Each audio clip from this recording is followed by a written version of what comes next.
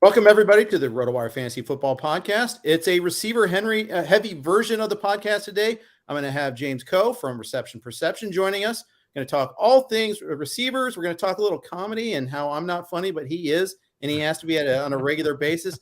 All that and more on the RotoWire Fantasy Football Podcast.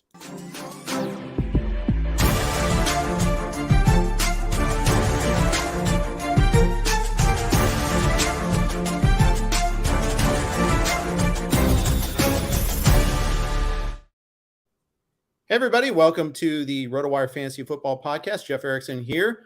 I am here with former DirecTV and NFL Network guy, now Reception Perception, four-time Emmy winner, James Koh. You can follow him on Twitter at James D. Koh. And, of course, catch him at Reception Perception. Catch him on his YouTube channel. You name it, he's there. James, thank you so much for joining us. Jeff, man, it's a huge honor to be on the program, and yeah, happy to be here, man, talking to you about fantasy football. What could be better, man, as we fast approach week number 1? Oh, exactly. I mean, it's crazy that this is our living, and it has been for a long time, and that's the amazing part. Yeah, it really is nuts. I mean, you think about, I've been covering now fantasy football professionally here for 10 years now, and I tell you, even when I first got that NFL Network gig, I'm like, how is this a job? This is craziness. It's craziness to me. So no, we're definitely blessed to be doing what we're doing. Exactly. So how did you get into it? Well, I've been playing fantasy football for 25 years. And again, it just became like it's funny because 25 years ago, fantasy football was, for me, it was basketball, it was baseball, and then it was football. That's just how it was. I remember I first got into fantasy sports through baseball. I mean, I feel like that's like a common story. I feel like people our age, like baseball fantasy just made so much sense back in the day. But yeah, and then slowly but surely, just football became a bigger portion of what I spent my time doing, in terms of like my passion for fantasy sports. And then, yeah, look, I started my career in TV, and I was, doing, different journalism type things. And, I appreciate you mentioned some of the accolades, but yeah, I won some journalistic awards along the way. And then, when I had an opportunity to speak with the folks over at NFL Network, I'm like, yo, I am a huge fantasy football nerd, and I think I could be a huge asset for what you guys do there. And so, yeah, I was over there for 4.5 years and made some lifelong connections over there too. That's awesome. And you did great work on DirecTV, part of the Sunday package there. I'll tell you what, that's got to be hard. Doing live, analysis during live games, and trying to make sure people go to you instead of like Red Zone, or go, you have the fantasy zone itself and all that, and all the connections you got to make over the time. Though it had to be pretty amazing. To be honest with you, so Fantasy Zone it's the best job I've ever had in my entire life. We did that for 5 years, or at least I did it for 5 years. The show, I think, was on for 10. But best 5 years of my life, man. We had an absolute blast. And it's funny, I could say this now that, the show's now not on DirecTV now, but, it's the best. It was the best fantasy show. It's the best sports show I think no one watched, and it's like, yeah, like, we just had fun. We just always had fun. That was like our number one directive, was just have fun doing this thing. And I think if you gave us, 45 minutes of your time, it's like you'd come back. It's just absolutely. We just didn't get a lot of promotional push on it. And yeah, it was just, people were confused by what they were watching sometimes. It's like, wait, is this Red Zone? Is this not Red Zone? It's like, no, it's not. It's Red Zone, but we're talking fantasy football. What could be better? What could be better? Yeah, exactly. So and, sometimes you need a break from other commentary, and you can get the fantasy specific commentary. And here's the thing. It's a super crowded marketplace. It's really hard to distinguish yourself. It's really hard to kind of make your mark. We got lucky when we started. I mean, I've been doing this, Roto News before RotoWire. It started in 1997. Yeah. So it was easier then, first to market. Now right. Everybody's got an opinion. The accessibility to media is different. You have to find ways to be different. And, it's difficult to be funny. That's something you've mastered. Yeah. And, it's not an easy thing to do. People try all the time, but it's hard to do. Well, thank you very much. I appreciate you saying that. Yeah, no, listen, like I said, we genuinely had an amazing time doing what we did. And I think if you were a fan of myself or if you were a fan of the show, you understand that we did a lot of comedic skits involving fantasy football. And my whole objective with that stuff is like, let's just have fun with it. And if it sticks, it sticks. And if it doesn't, it doesn't. But I am going to like, it's like, for me, it was like, you're sneaking in vegetables when you start talking about advanced stats, because that's the thing about my skits is that you would watch it and I would give some relatively high level analysis in there. It's just I snuck it in behind me acting an absolute clown. Like we'd be in front of a green screen doing like an Indiana Jones bit. We would be like doing like a Batman and Joker bit, but it's like every now and again I would hit you with like air yards per target or like, slot percentage or like slot matchup data, it's just, so it was like funny to be able to kind of sneak all that stuff in. And like a lot of times, I got this comment of like, I don't know what I watched, but I liked it, and I think that's kind of what we were aiming for with some of these skits, man. How long would it take you from like start to finish, like coming up with the idea, doing the script, filming and all that? How would it take to do a skit? Yeah, I think people would be surprised by how bare bones our crew was. It was myself. I had a producer, a creative producer, and DJ Spar, who you guys have seen in a lot of these videos. We had one camera guy and an audio guy and an editor, and we would turn that around in like 48 hours. So that's basically we would shoot on Tuesday, and it would be up and going by Wednesday night. So I was just watching a few of them on your YouTube page actually before this here. I love the Fantasy Cops one, actually. I thought that was hilarious. Oh my God. That actually took a little bit longer to film because we kept busting and we kept breaking on every take. Yeah. So we actually had that was the Fantasy Cops one, man. We just had an absolute blast. If you guys haven't seen this, look, it still holds up, man. It's like, it's good stuff. If you guys want to go check it out on YouTube, it's right there. Yeah. It does hold up for sure. It was amazing. And is that the one that went over the most? What's like, what do you feel like is your signature work? Yeah, the Fantasy Cops one definitely got the most reaction, I would say, from people, and it's because it's such a simple concept. It's like everyone has seen Cops, and then it's like, then you mix in some fantasy stuff, and like, I thought that resonated well with a lot of people. I mean, and again, people, anytime you hit the classics, people love it. You start talking about Batman, or if you start talking, I did we called it Die Yards, but it's like a Die Hard parody. And I think that really hit with a lot of people too. That was probably, I would say I think Die Yards was one of our 2 or 3 most watched bits of all time. Surprisingly, I'll give you a backstory. Though I won an award, an FSWA award for Fantasy Bob Ross. And Fantasy Bob Ross, you talk about something that hits. Like Fantasy Bob Ross would consistently do really good numbers. And I was always surprised by that. The first time we shot Fantasy Bob Ross, we do the whole thing. And I asked the guys, I'm like, guys, I don't even know if this is any good. I'm like, is this even funny? Like, I have no clue, because when you're filming it, it's really quiet, understated, it's Bob Ross, so like there's very little laughing or whatever. It's like, you got to carry it with just like facial expressions and stuff. And I have no idea if it's going to hit. Anyways, it was so random that we ended up doing that. And that ended up being probably our most successful in terms of like views and, interactions. That's probably our number one bit. Was there a bit that you did that you thought, hey, I really nailed this one, it's going to be great, and then it didn't pop? Oh, God, I don't know. I really liked doing Mad Fantasy, so this is like a Jim Cramer spoof. I really like doing those because it's like very performative, and I can add a lot more like information in those bits too. But yeah, I think at some point that people, it's like, those are the ones where I went to it a lot, and I just think after a while, people are like, all right, we get the bit. You know what I mean? Yeah. But it didn't matter. I still did it just because I like doing it, and who cares? Yeah. What I mean? So listen, I used to do a bit on our Sirius XM show. It's the stupidest thing ever, but it just clicked with people. Chances to win right before, like, on our Monday show with the Monday night game, like basically go to any Yahoo or ESPN or any other platform page, and they'll show you the percentage. But people like to have just that reassurance and, an expert's opinion on it there. And so they give us the information, like who's playing, what's PPR or not, and all that. And Liz would come up with a precise percentage, which was totally made up out of the air.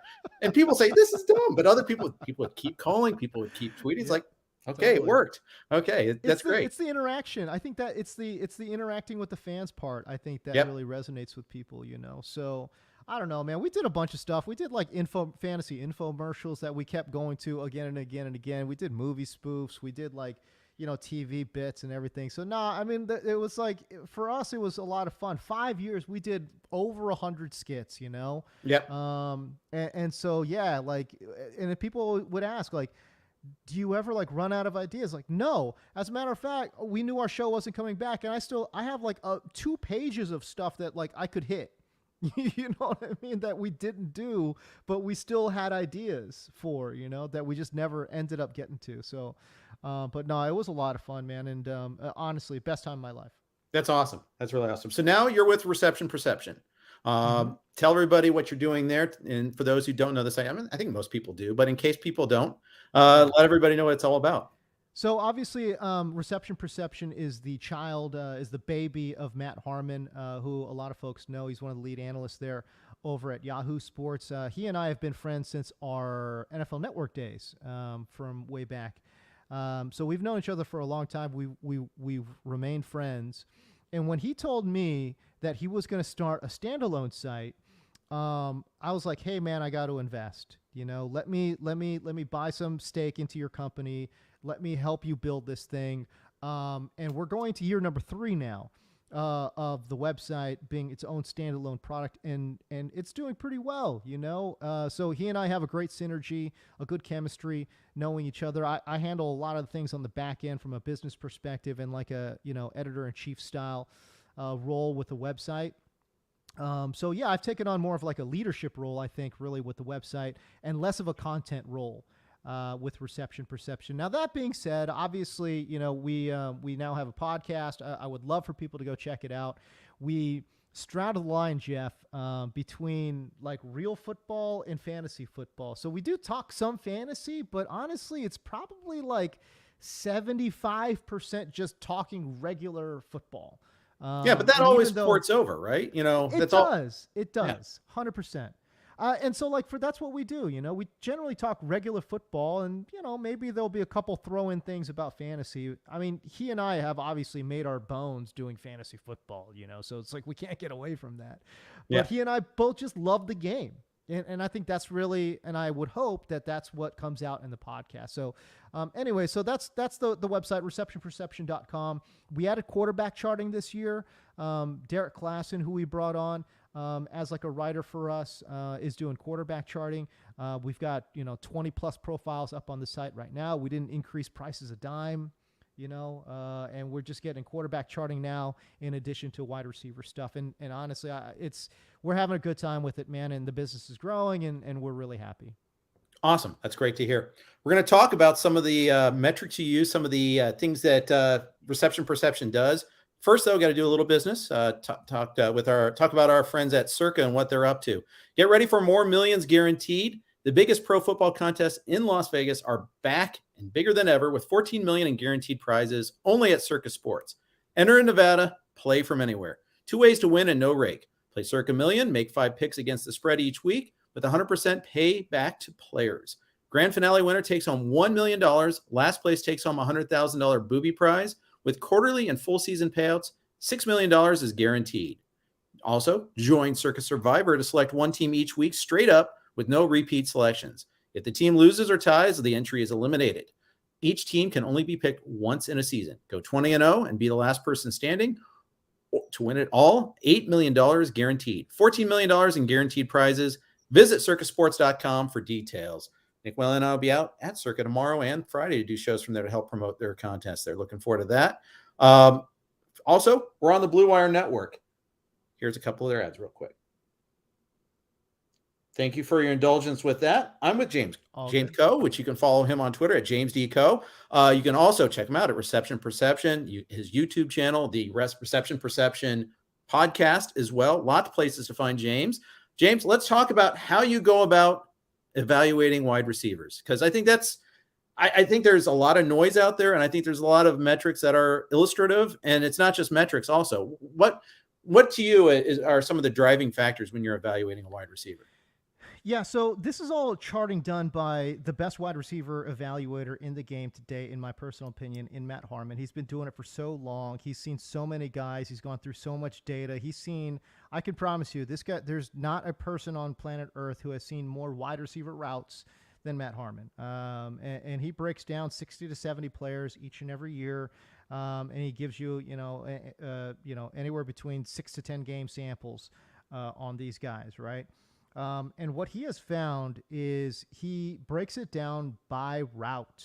And so you do have to be a little bit of a football nerd to kind of fully appreciate what he does. But yeah, he just basically breaks down a route tree, the corner 9 post, out dig, comeback curl, slant, flat screens, and says, okay, did you win the route? And if you won the route, then he marks it down, right? And so basically what he has done is he's broken it down into success rates, like at what rate are you successful at running a dig route? What success rate are you at running a corner or a slant? And so because he's broken it down in this very unique way, you get a real sense as to where players are good. And I think that's the power of reception perception, is that you really start to get a very nuanced understanding of what makes certain players good in certain areas and where they need improvement. Very cool. And that requires kind of a trained eye. Not everybody can do that. Not everybody has the background. Not everybody has the bandwidth to do that sort of thing. Oh, I mean, again, Matt is this guy's, he's a unique individual. And I say that he's like a freak. I mean, let's be real. This guy's a freak. Who is sitting there breaking down individual wide receiver plays at this level? It's so just so granular. It's unbelievable. The level of detail that he pours into this thing. You know what I mean? So I know that I don't have the bandwidth to do that. I don't have the patience to do that, to mark all this stuff down. I mean, you should see this guy's spreadsheets, man. I mean, it's unbelievable. So no, Matt is a very unique individual. You have to have a certain mindset for it and a certain passion for it as well. And luckily for us, man, there's nobody more passionate about route running than Matt Harmon. And again, in my humble opinion, man, he's the best wide receiver evaluator in the game today.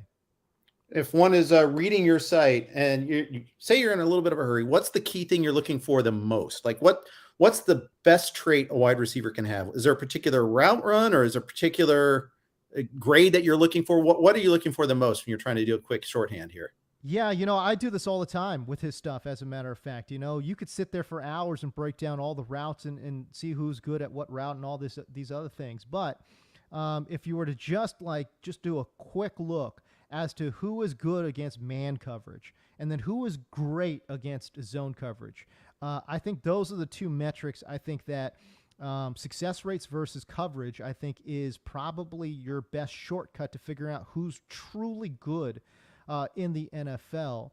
Now, Jeff, look, we know that when it comes to wide receivers, truly the best metric is targets. I mean, we could talk about air yards. You could talk about, points per route run. You could talk about all these great things. But at the end of the day, it's all about targets. If a guy's seeing 10 targets a game, you could almost guarantee this guy's going to be a good fantasy asset for you, right? Right. That means he's getting open. That means that the quarterback is seeing him. Exactly. And I think that is what reception perception does, right? One of the themes that we have for the website is we tell you who's good before they're good, right? So who is these guys that are going to get the targets? Because what happens with targets? You got to earn the targets. Jeff, you nailed it right on the head. You got to earn targets. Are you getting yourself open? Are you creating separation?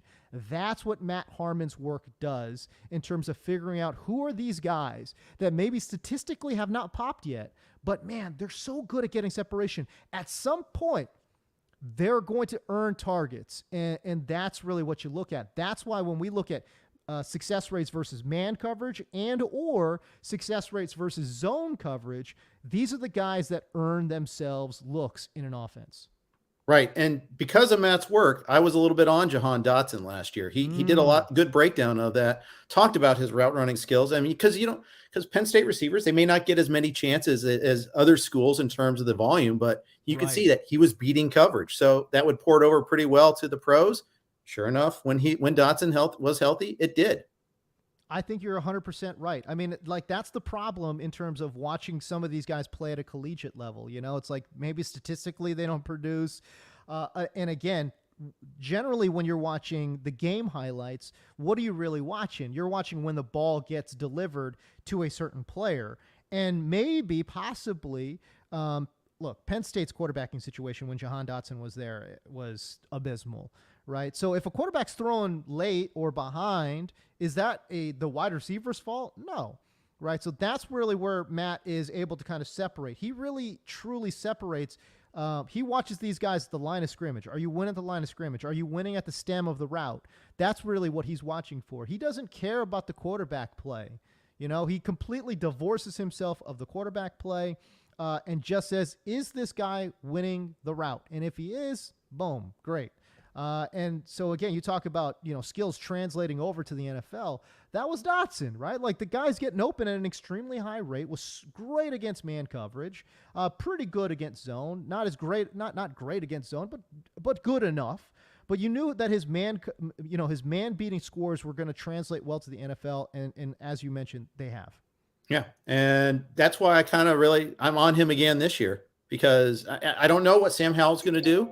I can't promise anything in that respect, but I know Dotson can play. You bring up a great point, just in terms of the fact that, okay, Dotson's most likely going to get open. And especially now with this, by the way, now with this Terry McLaurin toe injury, that scares the bejesus out of me, man. Like, how many times have we seen great players just absolutely derailed by a lingering toe injury? I'm hoping that's not the case for F1, man. I'm really hoping, because I love Terry McLaurin, the player.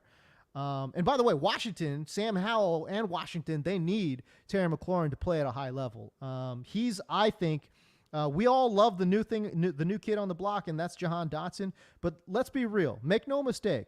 Terry McLaurin is the straw that stirs that drink. You know what I mean? He's their best offensive player. Dotson may get there, but he's not there yet. But both of them running together as a tandem, boy, that gets really scary. Then you throw in Curtis Samuel as well. Boy, it's a wide receiver room, Jeff, that I think they've got in Washington that a lot of teams would be envious of. Absolutely. Throw in Curtis Samuel as a slot guy, Logan Thomas for the 6 games he's healthy. Gibson, former receiver, came out this summer and said he wished he stayed as a receiver, but I don't blame him for that. Especially as we see how running backs are getting treated in this league. So you can see that for sure. But yeah, there's a lot of ability there. It's just a question, can it translate? And do they have an offense that allows for it? I think that's the other question. Yeah, when I look at, by the way, going back to Dotson, again, when we start talking about, like, okay, well, what is this guy doing? Look, he was 60th percentile against man coverage, and he was 64th percentile against zone. Now, those are both slightly above average NFL scores, but again, that's as a rookie, right? So he's got a lot of, I think he's got some room to grow, and I think from an explosion standpoint, I think we saw a lot of explosiveness in his game. So I think he's got the skill set to truly develop as a player. I'm wondering what that's going to look like here in year number 2. I wouldn't be surprised if we saw him again. We generally don't see huge jumps in success rates versus man and zone coverage, but for certain players we do.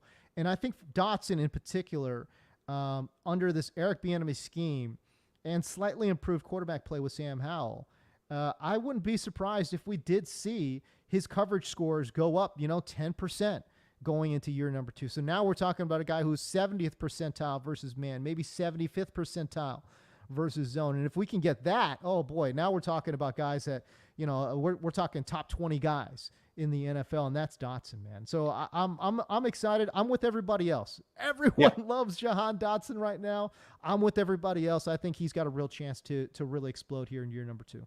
I still love Terry McLaurin in the fourth too. It's my safe receiver there. I like getting him there a lot. Oh, for Ultrafire sure. asks, where do you get those percentile stats? James was talking about the methodology earlier. That's through Matt Harmon doing the film work, putting in the time, putting in the work. He does it so we don't have to.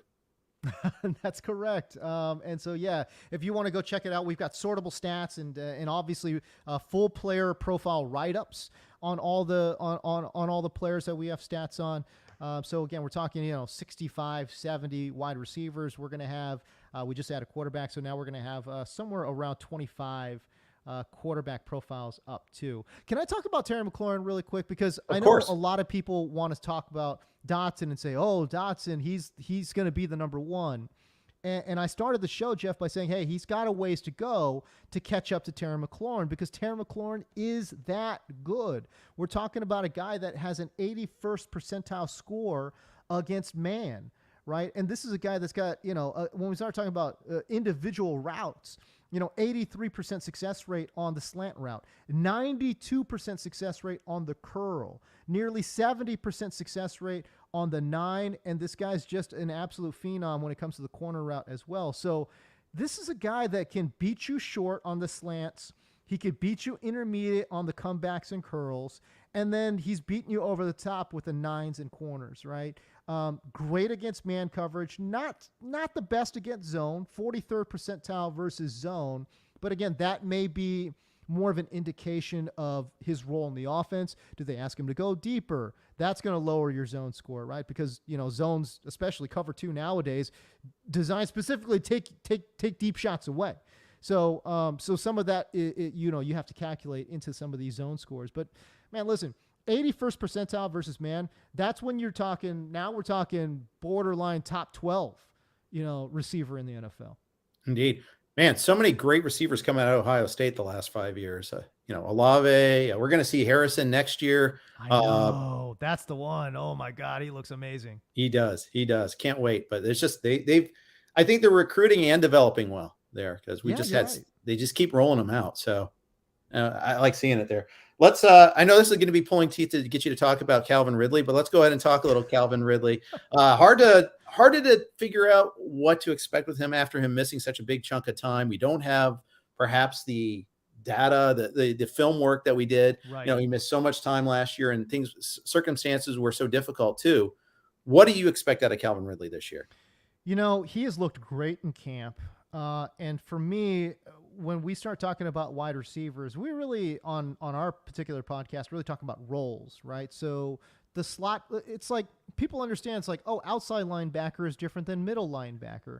But a lot of people don't understand is that slot receiver is very different than playing outside X receiver, which is different than playing flanker receiver, right? Can you beat press coverage? If you could beat press coverage really well, okay, you're suited to play. We at least know that you can play the X, right? Are you good at beating zone? And if you're not, well, playing slot receiver is probably not for you, right? So it requires a little bit of a different skill set. When I think about Calvin Ridley for the Jacksonville Jaguars, he slots in and just fills a role, right? They were getting by with just a compilation of guys, right? And Trevor Lawrence really developed here in year number 2 to kind of sort of, I think, lift all boats. But no matter how you want to paint this wide receiver room, look, at the end of the day, Christian Kirk, Zay Jones, it's like, who are these guys? Like, Christian Kirk had some moments in Arizona. They paid him a big contract to come to Jacksonville. But if he's playing with someone not named, like one of the not top 8 quarterbacks in the league, what is Christian Kirk really doing? What is Zay Jones, for God's sakes, doing? I mean, even the corpse of Evan Ingram was resuscitated by Trevor Lawrence here. You know what I'm saying? So when Calvin Ridley comes in, we already know this guy has the traits to be a true number 1 wide receiver. And so all these other guys can then slot into their more natural. Christian Kirk can now be a great number 2. Zay Jones can be a great number 3. And that's really, I think he's going to bring a lot more balance to that offense because these guys can then just play in their more natural positions. And that's what we're really excited about. But yeah, in terms of what Matt has charted for Ridley, though, look, 87th percentile versus man. Okay, that's in 2021. Obviously, limited sample size. I don't even think he played 6 games. So limited sample, 87th percentile score versus man. It's phenomenal. It's phenomenal, and I think all the training camp reports and stuff like that for Ridley, they're looking good. They're glowing, man. So I'm all in on Ridley. He's somebody that could certainly outperform ADP, and his ADP continues to rise. Indeed, it does. And I'm starting to see him go in the second round in some 12 teamers, especially the 3 receiver leagues, things of that PPR leagues for that, things of that nature. Yeah. I mean, right now he's certainly going to be a top 50 player. We know that. And it's just like, how high is he going to go? On 4for4's ADP site, they've got him 37th overall, the 36th overall, wide receiver 16, just ahead of Deebo Samuel and just after DK Metcalf. But that is an aggregate score, right? So depending on what site you go to, NFL's got him ranked as high as 31st overall. So again, just depending on where you go, you may have to pay up to really secure the services of Calvin Ridley. Yeah, you're talking about second round.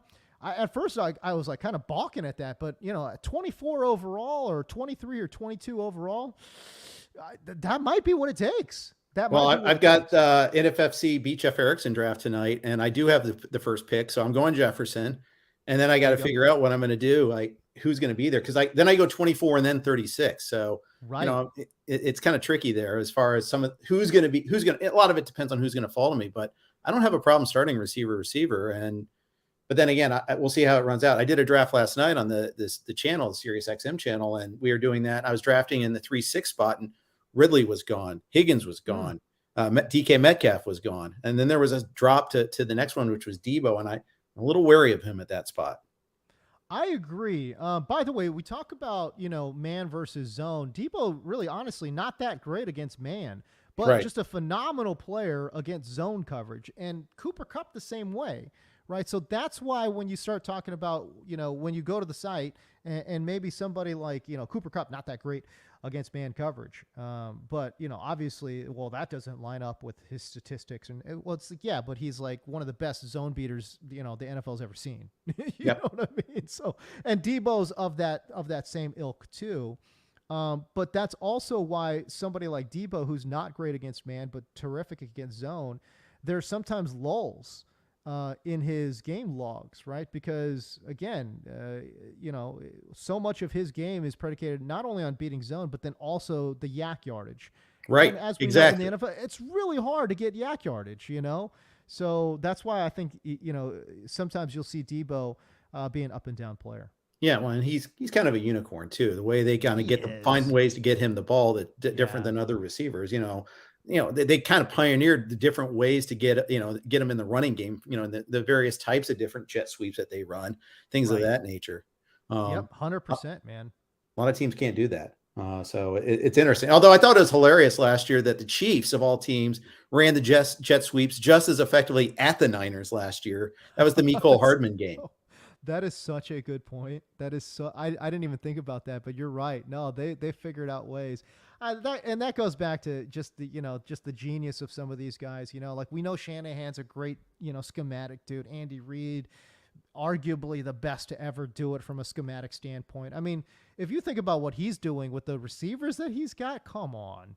I mean, it's just not fair. I mean, that's why when they had Tyreek, they were doing special things because they had a special player running in a special system. Now they've got a bunch of nobodies. They got no one out there doing those special things. I mean, Kelsey, obviously, but, you'd love to see somebody other than that actually wears a wide receiver uniform do some special things for Kansas City. I don't know. Exactly. We'll the secret, the funny little thing is they've kind of missed on a few wide receiver draft picks. The jury's still out on Sky Moore. Obviously, it's way too soon on that. But Hardman never really worked out. Now they invested another second round pick this year in Rashee Rice. We'll see about these guys, but it's kind of funny that Hill worked out famously, obviously, and I think Reed's system is hard to pick up.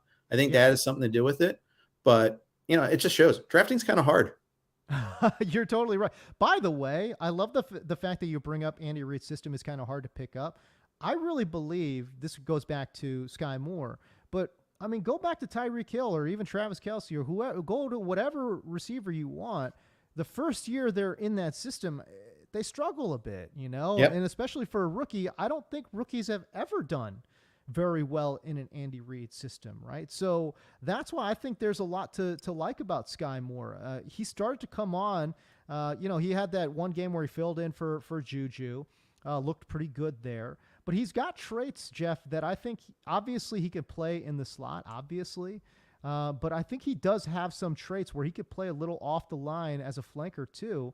And if he can do that, he becomes a much more interesting piece, a much more movable chess piece in that Andy Reid system. And then to me, I think the longer you can stay on the field with Mahomes, the better it's going to be, man. So for me, I think Sky Moore is certainly one of these guys that I've targeted later in drafts. Yeah, I like it. I like it a lot. We're going to talk about reception perceptions, view of some of the rookie receivers in this year's class. But first, a couple of quick notes from our sponsors. First, from Rival Fantasy. If you're looking for a place to play head-to-head fantasy football games without the huge tournaments, salary caps, or complicated game types, then Rival Fantasy is where you want to play this NFL season. From a twist on a classic game with Fantasy Bingo, where players generate a lineup to complete achievements, and get bingo, to head-to-head fantasy challenges where you'll pick which of two players will score more fantasy points. This is the best of fantasy sports. For the 2023 NFL season, Rival Fantasy is offering new users a $200 deposit match plus a $25 first play voucher. Rival Fantasy is so confident you'll love the experience, they're giving you money to play out of the gate.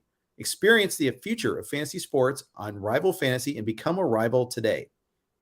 We also had a new sponsor this week, a Fantasy Sports Knockout. Think you've got fantasy football figured out? Think again. Introducing Fantasy Sports Knockout, a new Survivor fantasy league that's worth the challenge. A season-long tournament where every week matters. Strategize, draft, survive. High effort with even higher stakes. Because who likes losing? Draft your lineup, use any players you want. But be careful, you can only use each player once. The lowest scoring entry is eliminated each week. The concept is simple, survival is not. Stop losing, start surviving in the only league where skills are tested and strategy pays off. Learn more at survive.fantasysportsknockout.com/RotoWire. Fantasy Sports Knockout is available for real money in certain states, but anyone can play in a user-created league. So if you think you know fantasy, prove it. Visit survive.fantasysportsknockout.com/RotoWire today. I'm here with James Koh from Reception Perception. We're going to talk some rookie wide receivers here, and we'll probably do this a little bit of a lightning round format here, and then we'll get you out with a couple quick questions. Start off with Jordan Addison. Speedy player, both on the field and elsewhere. What's your take on him and his route running skills? Listen, I think Jordan Addison is a fine player. He's pretty good. When we talk about success rate versus man, he clears that 70% threshold. So 71% success rate versus man from his collegiate tape, 80% success rate versus zone, which is about the collegiate average when we're talking about prospects.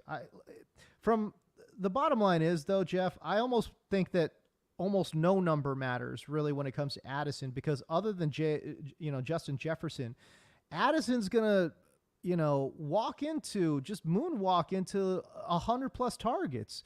From a rookie wide receiver profile, it's like I don't even know if anything else matters. Like the guy can play a little bit. We know he's not a bad player by any stretch of the imagination. I think he's got some holes in his game overall. He's not the best athlete in the world. But from a fantasy perspective, in 2023, forget about it. Jordan Addison should be the first rookie off the board just because he's going to see so much volume. No concern about KJ Osborne? The Green Goblin, he concerns me a bit. But again, I think he's going to be the third receiver in 3 wide receiver sets. So when they go 11 personnel, I think we'll see a little bit of Osborne. But overall, I think Addison should play from the jump in 2 wide receiver sets. And again, with Kirk Cousins there, it's not like they're going to be super conservative with the football. I mean, there's going to be 500 targets to go around, and Justin Jefferson can see, 170, fine. But then, how are we splitting up the other, 400 whatever targets it is, right? So I think Addison will again see anywhere between, like 95 to 110 targets in year number 1. Quentin Johnston on the Chargers. Johnston is an interesting one. He was really good against man coverage, 75% success rate versus man coverage from college, which was the 3rd best mark among all the prospects. That's really good. And we know that he's like a yak guy too. Just unbelievable straight line speed. The drops concern me though. And to be honest with you, Jeff, I think the catch radius or lack thereof concerns me as well. He's a body catcher, you don't really see him ever high point the football. We saw that too in the preseason play out, where he's alligator arming a lot of these catches. I don't know. That's not great. So again, even though he was great against man in the collegiate profile, you do have to take that with a little bit of a grain of salt. Big 12, again, not the best defensive conference that you'll find. So again, I like the player, but he does need to develop. The catch radius thing, it just concerns me a lot. To be that size and not to be able to high point the ball, what are we really doing? He's playing so much smaller than his size, which would suggest. This is different than the Jamar Chase preseason drops, right? Correct. Where Jamar Chase in those preseason drops, he was just wide open. So he's creating unbelievable separation. The ball comes in and he drops it. I'm not as worried about that, right? It's these contested catch guys where they're going to struggle against, press coverage, especially on the outside, which is where Quentin Johnston needs to live. He needs to live as an outside X receiver. And a lot of these balls that are going to get thrown up his way, he does have to, jump up and high point some of these footballs, because I just don't think he's that level of a route runner where, he's stacking guys and winning at the stem that often. So, yeah, you're right. It's completely different than Jamar Chase. Another Ohio State receiver, Jaxon Smith-Njigba. He has the wrist injury. We just found out he'll probably have to have surgery, might miss a week or two at the beginning of the start of the season. What's your take on him on his skills?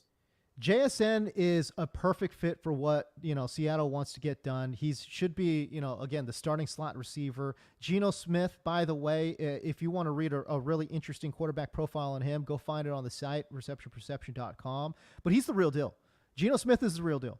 Our findings found that, again, he was literally arguably the most accurate passer in the NFL when you adjust for depth and ranges and all those kind of things. Right? Wow. He was great. He was fantastic. So it was the receivers being great and fantastic, but you know what? Geno Smith was fantastic too. But what they never had and what they haven't had in ages is a reliable slot man. That's where JSN fits in. Plus, he has traits that allow him to be a good outside receiver too. We know that Tyler Lockett plays about 35% of his snaps lined up inside. So you want to have that, roster flexibility of a wide receiver that can play outside and inside.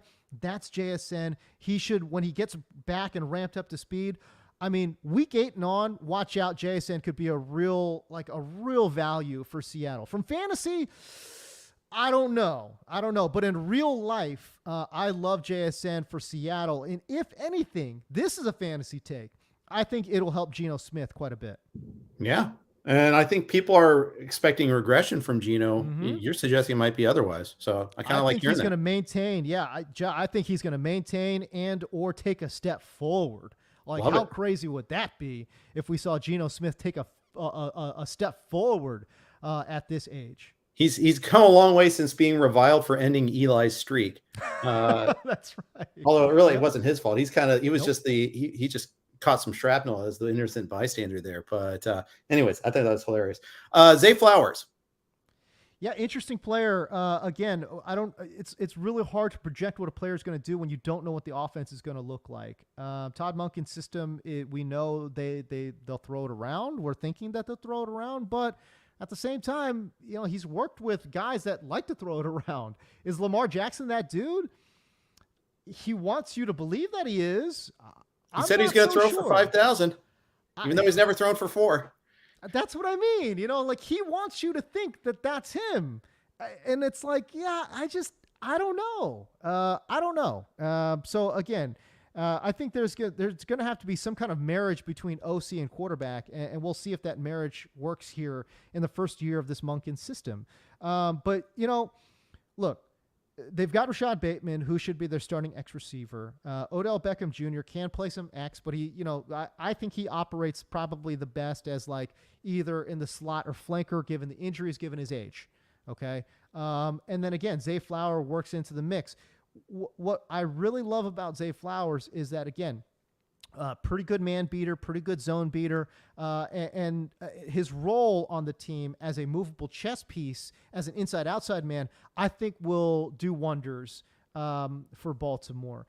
And at this point in all of their respective careers, Jeff, I don't think it's that hot of a take to say Zay Flowers is the most explosive player among the 3 wide receivers that we've listed. Again, given the age and given the injury history, I just don't think it's that hot of a take to say Zay Flowers might have the most juice among those 3 guys. For sure. I'm still kind of a tiny Bateman stan, but the never-ending leg and foot injuries kind of give me a little bit of pause, to say the least. Right.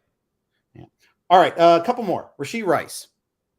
Rashee Rice, man, like I know why people want to love him, and but again, we just spent a good portion of this show, and I've talked about it on my show a lot. Rookie wide receivers don't do good in Andy Reid's system. Not only that, among all of the prospects charted from 2022, Rashee Rice came in at the absolute stone cold worst versus man coverage. 45.7% success rate versus man is the worst by a country mile. The next lowest guy is Xavier Hutchinson at 61.4%. Rashee Rice at 45%, bro. That is a no-go for me. So I think people will say, oh, well, he was banged up. I get it. I understand. And that, I'm sure, impacted that score. But to be that far off, to be that low, I'm not sure I 100% buy that. That would suggest to me that he was so injured he shouldn't be playing. But yeah, he's not a consistent man beater. He was also slightly below the collegiate league average in regards to success rate versus zone. So yeah, I'm not really feeling that. By the way, among all the prospects charted last year, Rashee Rice clocked in as the 3rd lowest zone beater among his class as well. So worst man score, 3rd worst zone score, a rookie playing Andy Reid offense. Again, hard pass for me. I think Rashee Rice has a long way to go. And he did this for SMU in Conference USA too. So that's correct. Yeah, not seeing the highest level of competition. Yeah, that gives me significant cause for pause. All right, one last one. Jonathan Mingo, maybe getting a significant time in Carolina, given the injuries already stacking up there. And just lack of lack of an established starting core there. I don't even know what we're doing with Carolina in general. Maybe Miles Sanders walks into 50 targets or something. I don't know. Is he going to get 50? Is he going to catch 50 balls? Because it's almost like he has to. DJ Chark is banged up, and he's always banged up, right? Yep. And then on top of that, I really wanted Terrace Marshall to be a thing this year. From an athletic profile, very intriguing player, 6'3", 210 pounds, ran a sub 4.40, and he can jump, right? So good athlete. I really thought that, okay, he's away from, the old regime. He's running into now a more professional operation here with Frank Reich. But man, the back injury, the back injury concerns me, at this point in the season. We haven't even started the season yet, right? Like, how is that going to flare up? And how much is that going to impact his mobility? Because, by the way, he's not the most mobile guy in the whole world anyways. It's great straight line speed, as we mentioned. But, can he sink his hips and come back on a dig? Yet to be seen, you know what I mean? So I really wanted it to be a thing for him. But Mingo now has an opportunity to kind of sort of be like a power slot player. The way Matt charted him, he didn't look very good. And I would say this too. It's just like, I don't think he looked great as an outside X guy, but I think if you run him in this like Deebo Samuel type of power slot role where, you generate touches for him and you kind of let him kind of get a full head of steam and get out and go. He could do some things. And again, we talk about target share. Other than Adam Thielen, I don't know who the hell's going to catch footballs for this Carolina Panthers team. The only reason I'm not all in on Mingo is because I think Carolina is going to be one of the worst offenses in the NFL. They're going to be so bad that I'm wondering, what is the upside for Mingo? I just don't know. Will he see targets? Sure. But what's the ADOT going to look like? And what's the touchdown upside for Mingo? I just don't see it. I just don't see this team scoring a lot of points, Jeff. Yeah, and that line play is a good starting point for that too. I mean, yes, they got bullied around so far in the preseason. You got a rookie quarterback with a shaky offensive line. Yep. Yeah, I can see the trepidation for sure. Any other rookie wide receiver that we haven't mentioned so far that you want to point out? 100%, man. I am all in on Marvin Mims. I love Marvin Mims. First of all, if anyone knows me and the brand, like, I love 40 times. Obviously, Marvin Mims has a great 40 time. He can absolutely fly. Highly productive player at college, so he's used to being the man. Which, by the way, that's not like a metric or anything, but it does matter, to me. I think having those expectations and meeting those expectations to be the guy in college, I think that matters. I really do think it matters. And in Denver, people want to look at Jerry Jeudy as this clear-cut number one. Boy, listen, Jerry Jeudy's got some separation issues, man. Okay, like, he is not very good against zone. One of the worst zone scores that we recorded in 2022 was Jerry Jeudy. So that's not good. He's an average, man beater. But again, if you're anticipating this guy to be your true number one, I just don't see it. Marvin Mims, by the way, Sean Payton, how many times have we seen a speed slot guy in a Sean Payton offense have pop plays? And I think that's what we'll see early on, is Marvin Mims seeing some shot plays and really just having like one or two explosive plays, every couple weeks here. But he's a stash and hold guy, man. I freaking believe in Marvin Mims. I love Marvin Mims. With the injuries racking up in Denver as well, he has a clear runway to be the third receiver in 11 personnel. And I think he has the skill set and the speed and the explosiveness and the hands and the route running ability to overtake Jerry Jeudy and Courtland Sutton as a potential, top target earner in this Denver offense. I love it. Love hearing that. Good stuff there. All right, let's hit some Q&A before we sign out real quick. We had one way early. Foxborough says this is more of a general kind of a draft strategy question. He's in a 16-team league and he's got the 16th pick. Head-to-head, obviously head-to-head, but points league, half-point PPR, excuse me. What would you do in that situation? You're on the turn in a 16-teamer. I'd be interested on your take on this, Jeff, because 16-teamers, especially picking at the turn, is so hard. You really have to just almost forget about ADP in a bit, and just go get your guys, because the guy that you want, you're not going to be able to stretch any picks out. That's what sucks about picking 16th overall in a 16-teamer, right? So you can't stretch picks out. I don't know, but I almost feel like is Kelsey going to be there? Is Mahomes going to be there? Stacking that up at the 16-17 turn, I don't know. That's kind of interesting to me. Yeah, it is. I haven't seen Kelsey drop that far too often, but you never know. I think, especially if you don't have third-round reversal in a 16-teamer, I mean, I think I might be thinking in terms of coordination like that, thinking of taking some chances too, higher upside players, because you're not going to benefit from any windfalls. That's one thing. When you're at the turn, you're going to start runs. You're not going to try to, true, be the beneficiary of them. That's for sure. Yeah. So again, I don't know. What would your take be, man? Like I do wonder, taking quarterback that early is always a little bit risky, but in a 16-teamer, by the way, 16-teamer quarterback has a lot more value. Heck yeah. A lot more value in 16-teamers than in your traditional 12-teamers, because you can't stream as well. Right? Yeah. And if Kelsey does make it, absolutely do it, because you're going to, that pick. 6 tight end 16. Really? I mean, yeah. You're hammering that. Yeah, for sure. And the thing is, especially this year with QBs going earlier than ever, I think you are going to see, I could see that doing that a lot easier. Famous J asks, Justin Ross or Michael Wilson? Ross with the Chiefs, Wilson with the Cardinals.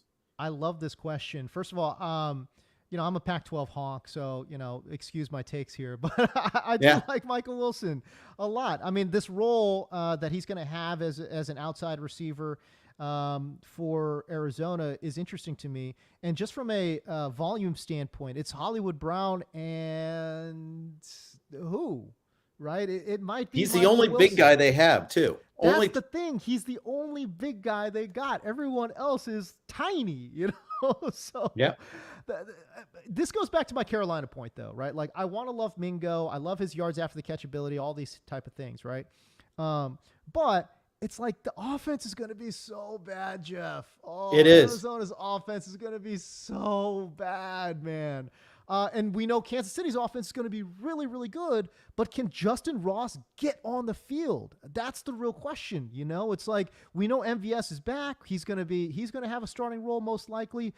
Justin Watson, they love Justin Watson. Like, they can't stop themselves from playing Justin Watson, who played like 90% of the snaps last year. Can he crack that roster? Can he crack that starting wide receiver room? I don't know. We know that before all the injuries piled up, he was a great prospect at Clemson. But can he be that guy for Kansas City? Either one's a good dart throw, man. But certainly I think Justin Ross has a little bit more upside given the offense. But boy, he's got some work to do in terms of passing guys on the depth chart. Agreed. I like Wilson better, but I also agree with your point about Arizona. To that point, Washington is my favorite defense to take in the last round as a streaming defense for week 1. They host Arizona in week 1. Oh, nice call. Beautiful call. Yep. Lauren Jump asks, who's in more fantasy leagues, me or you? I'm going to say Jeff for sure. I go out of my way to limit the number of leagues that I'm in. So I have a hard rule. I cannot be in more than 7. Oh, I'm definitely more than you. I'm doing like 7 in the next 7 days, I feel like. So, in fact, 3 on Monday. I overbooked myself. I didn't realize that I didn't realize I double booked. Then I looked, oh crap, I triple booked. One's an auction. It's going to be insane. Wow, that's hardcore, Jeff. That your brain's, you got to split your brain up, man. Oh, and it's already splintered too. That's tough. Yeah. No, I try to limit myself, and I say this by saying 7 leagues, and I will allow myself 3 like charity leagues where, like, maybe I don't quite necessarily care about the results. Right. So, but certainly it's got to come in less than 10, generally less than 7. So, it's just for me, I don't know, man. I like having some rooting interests, and it's like, when you get past like 5, like your rooting interests really start to diminish because you have so many players on so many teams. You know what I mean? Yeah. Well, this is why I can never be a good DFS player, because I can't do the 200 entries in a contest. Oh, forget the bankroll issues for a second. Just just putting them in, and that's just not me. I know, hey, it's a real skill and people are good at it. I'm not. I know that. Yeah, first of all, like, I always scoff and laugh at the DFS bros that say that, oh, you're bad at DFS. And it's like, I don't know if anyone's really, for the people who are winning a bunch of money at DFS, it's like, yeah, okay, there are some really, really good players, but most everyone else is just playing the max 150 entries. And then again, they've got their spreadsheet and their, and their thing, and they're just running it off of it's like an algorithm. Does that take skill to run 150 entries? I don't know. Maybe to design the algorithm. Yeah, that takes skill for sure. Yeah. But that doesn't necessarily mean that you've got any kind of knowledge about, a football or anything like that, or even fantasy for that matter. It's mostly just you've built a decent algorithm and you're playing the max entries, and you're going up against somebody like myself. I might have 5 entries in a pool. It's like, shoot, I'm dead money most of the time. Exactly. Well, that's why I don't play the big contests. Yeah. Same. It's akin to not playing the lottery. I'm better at math to know that I'm not good at that. So correct. Exactly. All right. So what do you guys got going on Reception Perception? How can people find your work? Hey, go to the website, receptionperception.com. Again, our big, flag plant this year is that, we added quarterback charting, and all that data is now part of that subscription.